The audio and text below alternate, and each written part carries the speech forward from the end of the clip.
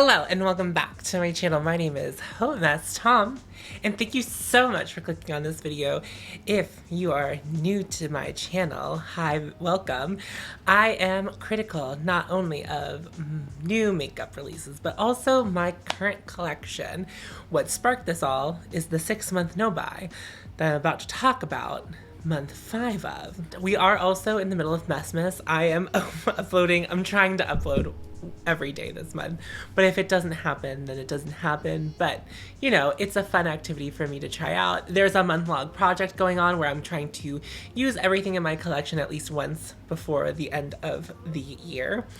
We'll see if that happens, but there's a playlist for that I will link in the description box down below if you are interested in checking out that content. Also, feel free to subscribe and like this video. I mean, that's always something you could do. And I also have a Patreon if you want to check that out. I do 2 additional videos a month over on the Patreon, and that's also down in the description box. Okay, now I've got all the mandatory things out of the way. Hi, hello. Guess what? It's December. Can you believe it? Because I honestly, it's interesting not working. This is like a little bit of a personal moment, like personal corner. It's interesting not working retail. This is like the first time in my life where I'm not working retail in some capacity during this time of year. And somehow it still feels chaotic and quick, even though I'm not really participating in a lot of the culture, because actually, you know, like if we really think about it, a lot of the culture right now is about shopping. Anyway, we're here today, this day of Messmas, we're going to talk about month 5 of my no-buy. It is December 1st as I record this. I don't know when this will go up, probably not too long after today. It's interesting because I really thought Black Friday was going to get me more than it did.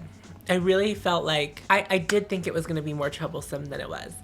However, when you're in this no-buy situation, and if you are really committed to it, you're just not looking. I understand that there's a lot coming at you left and right. It'll be like, this is on sale, this is on sale, this is on sale. And I don't want to say that I was like strong. It was just, I think because I wasn't allowing myself really to look. There was one day where I did look at Sephora's sale section just to scout it out and see just what Sephora had on sale. And there are a couple things on sale that I really want, or that I think I want, right? And that what happens is when something's on sale, it's so much more alluring, right? Even though it might have been something that wasn't even on your radar initially, it was something that you weren't even thinking about buying before it was on sale. And that is really what happened to me. However, there is something that was on sale that I'm like fairly certain is either something I'm gonna buy in the new year, or perhaps it's something someone is gifting me. But I didn't ask for it explicitly, but it did. There was a conversation that could have been construed by me as if the other person was like perhaps going to gift that to me. Don't know about that. And okay, well, hold on. I need to like reorganize my thoughts. These are always just free flowing videos of my thoughts. I did buy a beauty item during all of the sales, but I wasn't really breaking my rule. It was actually a replenishment for the Surratt foundation. The Surratt foundation is expensive, and they were doing a 30% off sale. And I just bought the same shade of the Surratt Dewdrop foundation. I explained this in another video. The way I don't know how the order of my video is coming out, and I don't know how it's going to fall, but I do use the Surratt Dewdrop foundation and explain it in a little more detail as to why I repurchased it. But it is, as of right now, my favorite foundation. And it is a foundation I don't want to go without, but it is also a foundation bottle that doesn't contain even a full fluid ounce. In the container, you can't see in it. So I really don't know how much I have of it left. And it's something that I know whenever I finally get through all of my foundations and declutter all of them, that it's going to be one that I use into perpetuity until I find another new one. But it's always a delight for me to use. Always have a great time with the Surratt Dewdrop. So that was like the only thing I bought, but I didn't even browse Surratt's website. I just was like, I know I want that Dewdrop foundation. I snagged it. I got in and I got out. Technically, I wasn't like out of my foundation to replenish it, and it's not like I don't have other foundations to use. I have very strong feelings about this foundation, and so it didn't feel unwarranted to me. Now, you know, we could we can berate the rules, but this didn't feel like me breaking my no buy because it was a replenishment. The second thing that I'm noticing, let's talk about, like, we are almost done with my no buy experiment, my short little, well, it's not short, 6 months is a while. And we're not doing like real reflection, but what I will say is that I can tell that my mindset on buying makeup, buying beauty has really been flipped on its head. If I think about a lot of the things that are on my wish list right now, it is items that are not new. Like, for example, I have been watching a lot of Hannah's back catalog because it does feel like a bit of a safe space for me, because I'm even watching like her original no buy year. But there's one item that she uses in a multitude of videos, and it is the Fenty Gloss Bomb all over glitter thing. And I remember when that launched and it came into Sephora, and I was like, I don't understand this. And I love a glitter. I've always loved a glitter moment. And I was just like, I don't understand it. But from watching Hannah's content and learning about how she likes to apply makeup, and I've played with some of the things that she does, like Sparks and Kava. We all bow to the statues, these, you know, of Sparks and Kava from the gold palette. She was like, she uses it on her eyes and on her face, and when she uses it on her face, it just looks so good, and it just looks like a healthy glow, and I just was like, I want that. But what an interesting thing for me to be craving. It's something that's been out for years. And a lot of the other things that I really want to try are like staple products in brands collections. Like, I want to try the Chantecaille foundation, and I'm also kind of learning, well, this is something I knew before going into my no buy, truly, and it's something that I think in this project of me trying to touch everything before the end of the year and have it on my face in some way, is that I have a lot of eyeshadows, but eyeshadows is not my favorite category of makeup. I love foundation. Like, I love foundation, and I love blush, and I love bronzer, and I love like all of the complexion. Like, to me, there's nothing more important in makeup than like a healthy, beautiful complexion.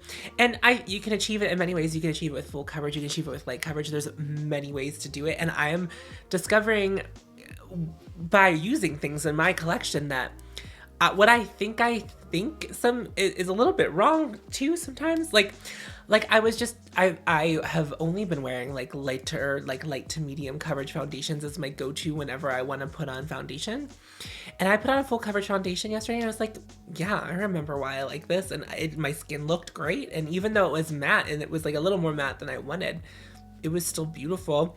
So it's been interesting. And I kind of wish I'd been making more of an effort to use my collection throughout the 6 months, like in a more concerted effort, because as a reminder, I'm not an everyday makeup wearer.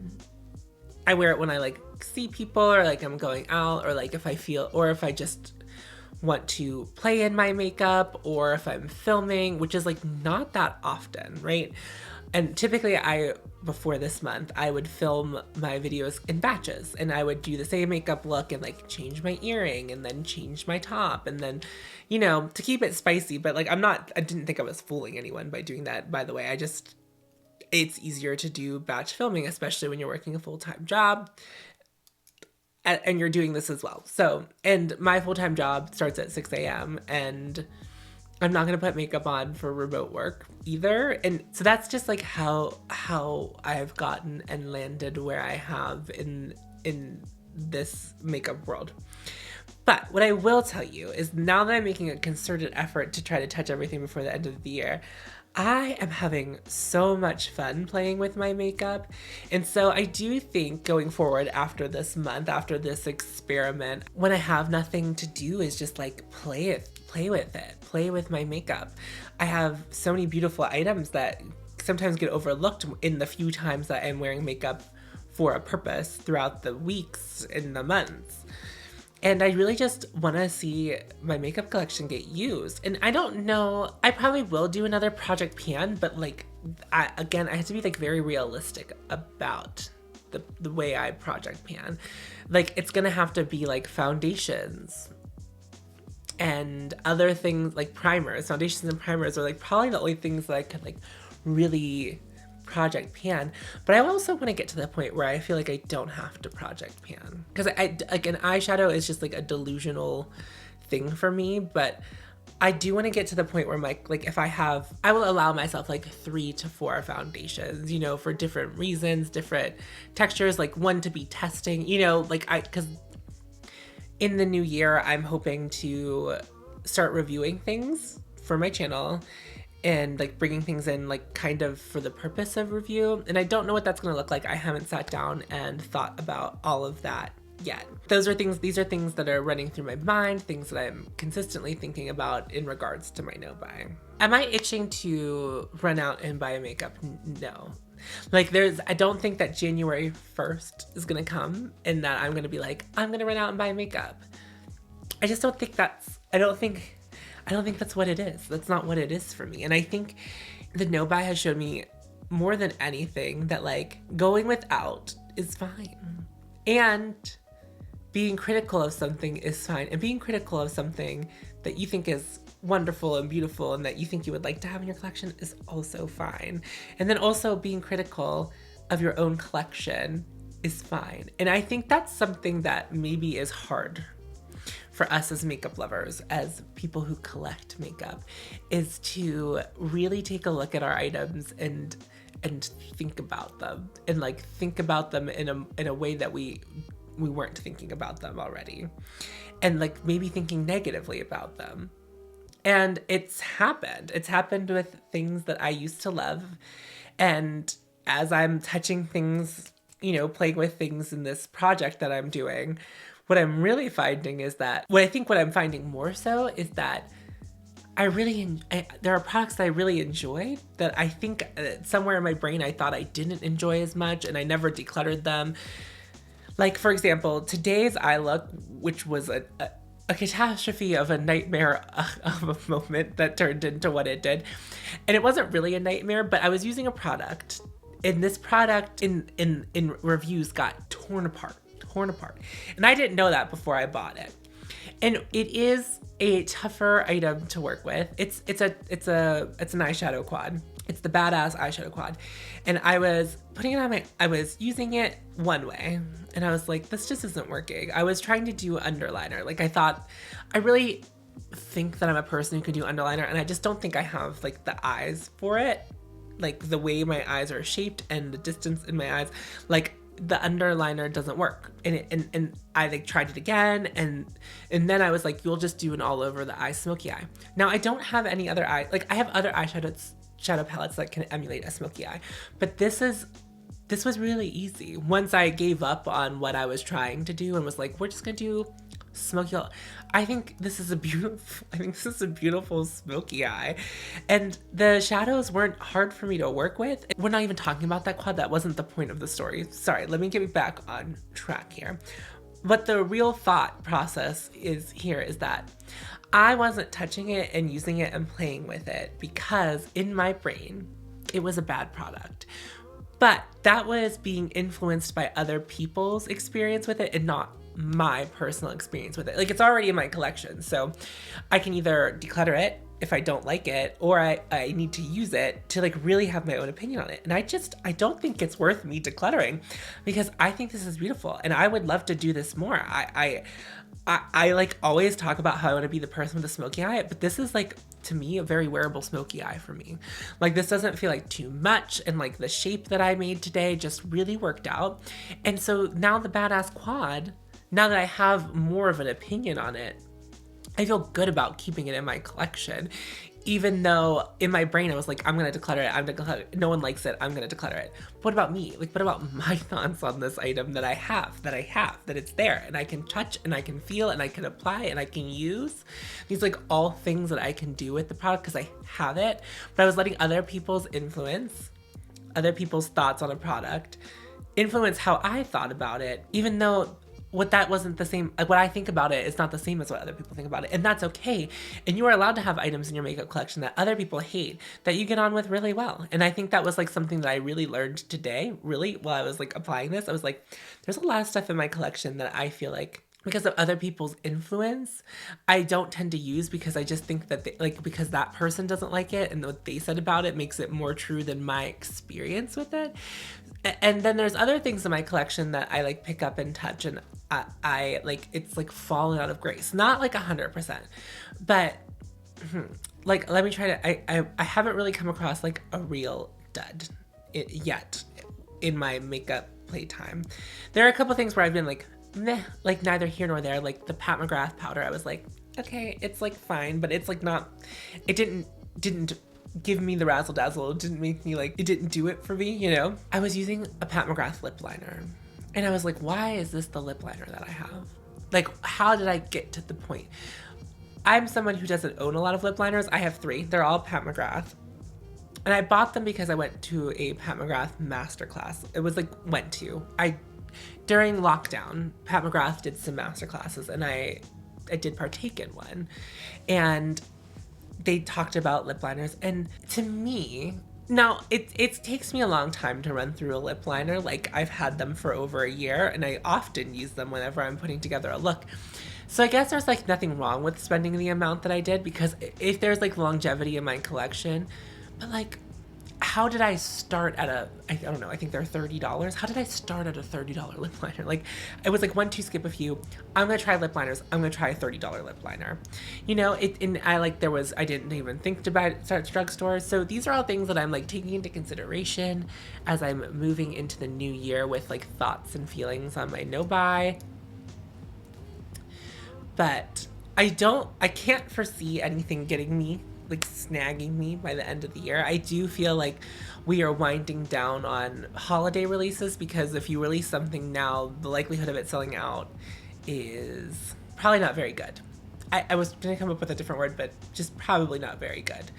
And in my anti-haul of the Sephora sale, there was a commenter, I believe their name was Sarah, that said that Ulta did something very similar, that Ulta was doing a sale that was better than their original sale.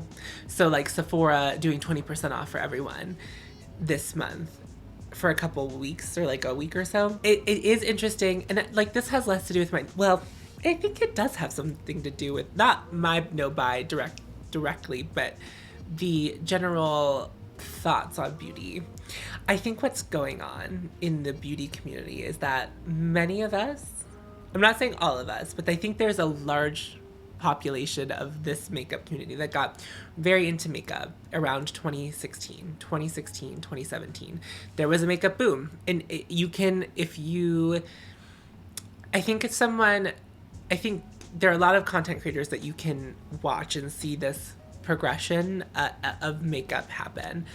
I believe Abby Williams has been doing this makeup archives series on her channel, and if she started in the 2010s, and if you look at early 2010s, the way makeup was sold and the way makeup is sold now is so different. And it's all because of like this mid to 2010s boom that happened. And so we all got into makeup at this time, and we all were ravenous consumers of beauty. And we would buy every new release. Once Modern Renaissance popped off, we were like, we're gonna get subculture. And then other brands started releasing things that were equally intriguing. And it was just like this boom, and like contouring became super popular, and you know, all of these trends like came and went very quickly, and you always had to be on the trend and have the thing, and you had to use Anastasia brow pencils, and you had to do this and had to do that. And we were bringing all of these things into our collections, like not even batting an eyelash, not even thinking twice, not even taking the time to wonder or consider if these purchases were good for us. And barely had time to use these items before the next big thing came out, and then we bought that, and then so our focus shifted, and we never really spent time like loving or even figuring out if we loved what we've already bought. We were always buying the next thing. And I think what's going on now, and I think we are all realizing almost simultaneously that like, oh whoa, whoa, let's slow down here. I've spent thousands, hundreds of thousands of dollars on makeup. Why am I buying more? What is going on? And I do think COVID really is a big culprit of this. I think it is, because once we were all forced to have to make decisions monetarily, that we couldn't be frivolous with our cash flow anymore. Like little luxuries like beauty just had to stop. But then also, as the world progresses into whatever the world is going to look like in the future, in this COVID reality we're living in, I think because of that happening, we're going to be less likely. We're seeing through seeing through businesses bullshit much quicker, and like we're seeing through it now. So when a brand essentially, kind of what's happening when it's like if I think this is like with any brand, but if we're going to talk about makeup specifically, like if a brand is like, here's our new thing, this is the best we could do, we are now stepping back and going, that's the best you can do? That's what you think that I should spend $70 on, $100 on, $50 on? That's what you think that is worth me? That is worth 7 hours of work for me? That is worth 2 days of work for me? People are really starting to think about it. And so what's happening, I think what happened was everyone thought this was the year where we were back to normal. Everyone's going to be spending the way they spent before the pandemic. There was an incredulous amount of Black Friday deals in beauty and other places in sales. And so what happened was, I think probably both to Ulta and Sephora, was that people didn't turn up and turn out for the sales that they normally run. And they were like, well, we're going to do a bigger, better sale. And I think what's going to happen is like the second sale is also going to flop. Now, there are exceptions. There are people who are going to buy into that 20% off that's being offered at Sephora. And if that's their journey, that's good for them. And I'm not judging anyone who is like deciding to participate in that or not. But I just think the majority is shifting from intense consumerism to smarter consumerism. And I think that's the journey that I'm on. And I think based on the little corner of the internet that I have currently curated, that does feel like the vibe, at least between us, between you and me. I'm excited to be able to buy some new things in the new year.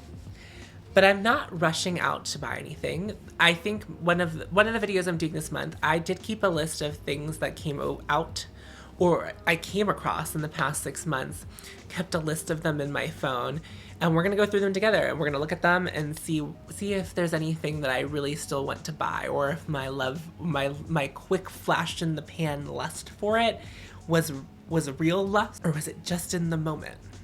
Was that all it was? I think that's all the thoughts that I have about month 5. It zoomed past. It like truly, it like came and went so quickly. So interesting. So if you enjoyed this video and you want to spend some more time being critical of, essentially consumerism in the beauty industry specifically, I would love to have you subscribe to my channel. That'd be very cool. And if you like this video, I would love for you to like it. If you're in a no buy, if you're in a low buy, would love to hear you sound off in the comments. How's it going for you? How was November for you? I know it was a tough one. It was a tough one for a lot of us. So please sound off. We're all here for you. We would love to discuss it. Again, if you want to support me financially, I have a Patreon. You can head to patreon.com/hautemesstom, and it's like linked in the down below. And every tier gets the same rewards. So anything from $1 up, everyone's getting the same 2 videos. There's nothing additional for the higher tiers. So it's just whatever you wanna set aside for me. That would be very lovely. That's cool. Also, if you want to follow me on Instagram, that's down there, and other things that I do. It's all down. There's a link tree down there, so check that out. Follow your haute, and you will find me. Thank you so much for watching. I will see you in my next video. friends.